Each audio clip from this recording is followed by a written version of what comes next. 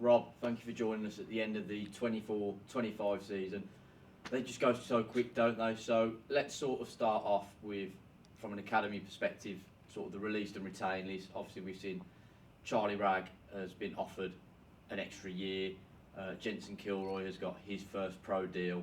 So before we start on those leaving us, a word on those two. So I still, in my mind, have Dylan Thomas in that group because he's the same group, even though he signed his pro early. So clearly, from our perspective, 3 of the 9 have been offered something in terms of professional contract or extension. So that's really positive. That's more than we've had for in my time here, and it's more than we've had here for sort of 7 or 8 years or so. So really positive. The lads who weren't offered anything, listen, they'll be offered various bits and bobs and opportunities over the course of the summer and into pre-season.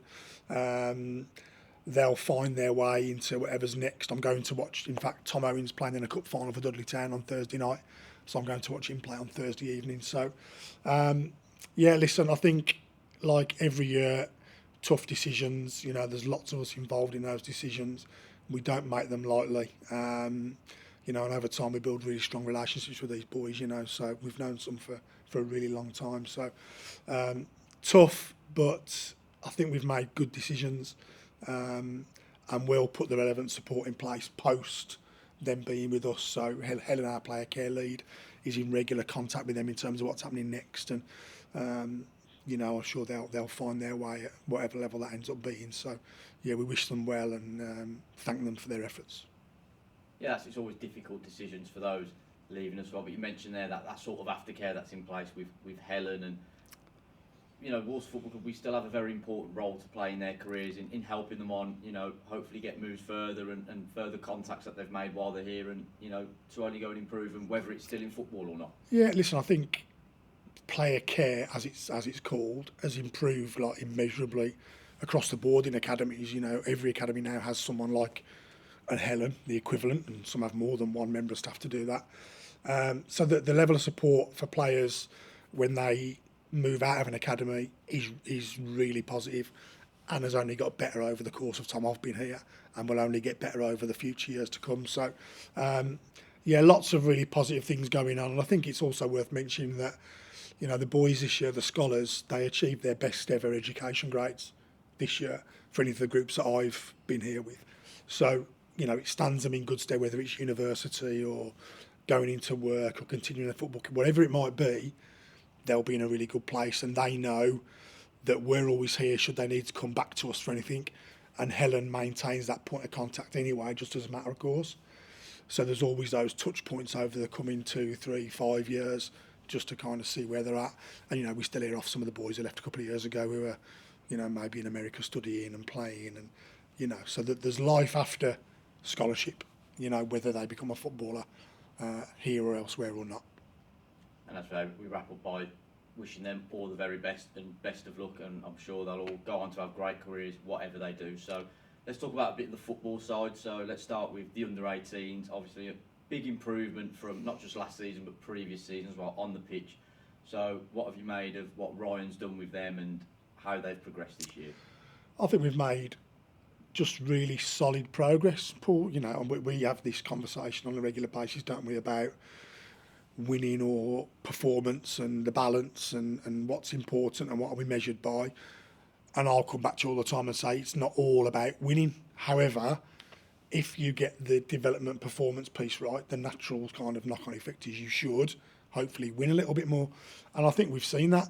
And I think that comes down to a lot of Ryan's hard work and Cam in S&C and Victor with medical and making sure those boys are fit and robust and on the pitch playing for us.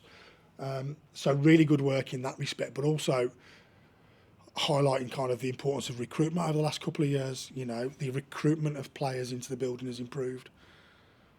So if you've got good coaching, good S&C and medical support, you're recruiting better players, the knock-on effect is that things will slowly start to improve, and I think we're just starting to see some of the fruits of that hard work probably that's gone on over the last 2 to 3 years. And you see that group has won more games this year than they have in the previous 2 years in my time here. So there's clear evidence of progress. The fact that then 3 of the boys have been extended, whether that's pro or extension to their scholarship with us for next year, again is evidence of improvement. Do you know what I mean? So I think there's clear evidence that the work that everybody's doing, and on the ground, Ryan, Cam with S&C, Victor Medical, Liam recruitment, is really, really positive, and it's all moving in the right direction. Yeah, it's really good to see as well. And what about some of the younger age groups? Obviously, 16s will now be stepping up into first year scholarships. So what about some of the younger age groups and what the other coaches have been doing with them as well? It's we've had a really positive year. I mean, I say that every year, right? Whether we win or don't win, but there's I look at the what will be our new scholars. So last year's under 16s. I look at then what were our 15s who will become 16s. Most of who probably played some under 18 football last year, and you know, because we speak a lot about it, that most of our kids get to play across age groups through most of the age groups. So I think, without checking the numbers, that probably about 85-90% of that under 15 group have played under 18s last year. I look at Ellis Harris, who will be a scholar when he comes back.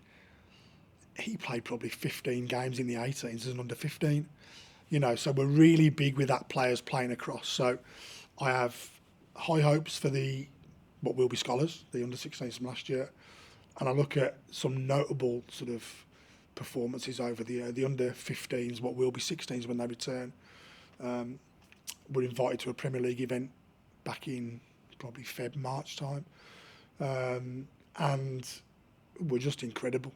You know, they punched way above their weight, as we often do. Beat Blackburn on penalties in the final of this quite a serious event for us to be invited to. And I've got real high hopes for that group moving forward. So loads of successes, you know, and whether that's players playing across, players playing multiple minutes in the age groups above, international recognition. So Yunus obviously went to a couple of England camps and remains on their kind of watch list or their radar, so to speak, over the coming season, and even dropping down to Saturday and Sunday, under 8s, under 9s, under 8s playing the Premier League Emerging Talent Festival, losing to Arsenal in the semi-final, which was really impressive, and they did really well. And the under 9s winning the tournament they went to, you know, and playing lots of Leeds and Watford, and, you know, teams that, you know, arguably at times we probably shouldn't compete with. So loads of positives, and, you know, we've got some really good players in the system at the moment. So I have high hopes moving into next year.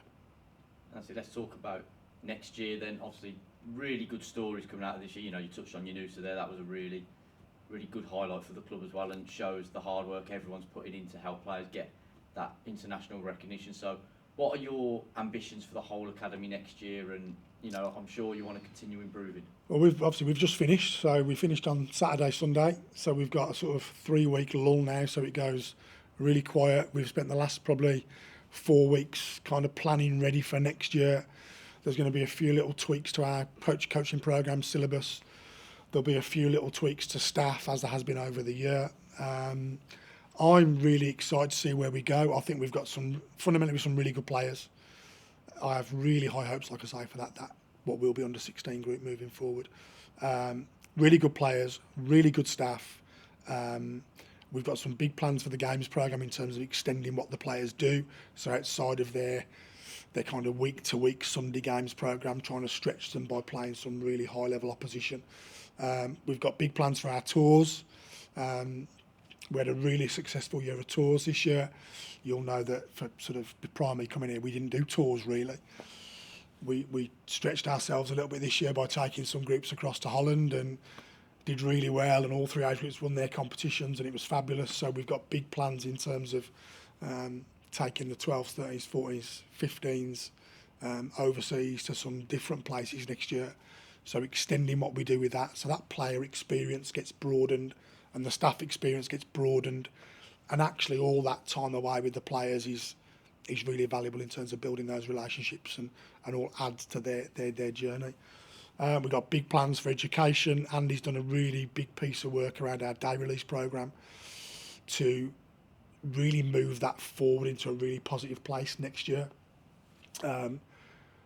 which if it all happens will be incredible, and we'll certainly be one of the only Cat 3 programmes delivering an education programme as thoroughly and as well provisioned as that. So really excited by where we're at and where we potentially will go next year. And I think we have a real opportunity. We'll continue with the loans that we've done this year for the scholars. So yeah, I think we're in a really steady place. We've made really solid progress, and we can start to see the fruits of some of that hard work coming through. Yeah, absolutely. It's been clear to see over the past year. And you mentioned the loans there. How successful would you say that was last year? It was really hard work. You know, we had the audit this year, which perhaps we'll touch on briefly, but the auditors were talking a lot to me about loans and loan managers, and I was like, well, you know, we haven't got a loan manager, and it's me and Ryan that manage those relationships with all the clubs that we work with. We had 151 games on loan for our scholars this year, which is like incredible. The vast majority of those by 2 or 3 players. So, you know, Charlie obviously played 43 games, I think, at step 3 across 3 clubs. Had some notable performances. Scored a goal in the playoff semi-final for Howzone against Telford in front of like 3,500 people, which is incredible for a 17, 18-year-old kid, you know. So really valuable experience, an experience that we can't give. You know, we can't play in front of 40 parents on a Saturday morning in the under-18s. Doesn't give that, and so we'll continue to strive to identify positive loan opportunities for the boys next year. We'll try and be a little bit more strategic perhaps in how we do it, because there's obviously a knock-on effect to under-18s and the team we can put out in the 18s and the 17s on a Saturday. So we'll continue to do it, but I think it's an absolute no-brainer, and it clearly adds to the experience we provide the players. So yeah, for sure we'll continue that. Finally, I'm sure you'll be welcoming a nice break for everyone in the academy and all your staff at this moment in time, but as you said, you touched on how excited you are for next season. So is it all about, you know, remaining in contact with all the coaching staff, all the, you know, the first team staff, Trevella as well, about really hitting the ground running next season? Yeah, so it's hopefully I'll try and leave as many of them as alone I can for the next 2 to 3 weeks, because they need a break, and we come back again on the 26th of June. So it's not that long till we come back, having just finished. So they'll hopefully have a nice breather. Yes, there'll be some contact around certain elements of the programme. Yes, there'll be some contact above. There'll be some contact below. We've done all the little bits of recruitment for new staff. So things are pretty much in place, ready to go. There's just a couple of I's to dot and T's to cross to kind of make sure it's all ready to rock and roll that week we come back. But yeah, they deserve a break. I think it's sometimes people don't realise how hard academy staff work. You know, we're generally the last people to leave the site most nights of the week. We're normally in every Saturday, every Sunday across the majority of the season. So they deserve a break. You know, they work really hard. A lot of that work is unseen sometimes. You know, a lot of people will think that kind of coaching in a professional football club is kind of quite sexy, right? It's not always that way, because there's so much work that goes on to kind of put teams out every weekend, you know. So they've worked really hard. They've done a great job. And listen, they'll come back ready to go again when we come back at the start of June. And yeah, let's hopefully push forward again next season. I've enjoyed the rest of your summer break, and see you next season. Thanks, Paul.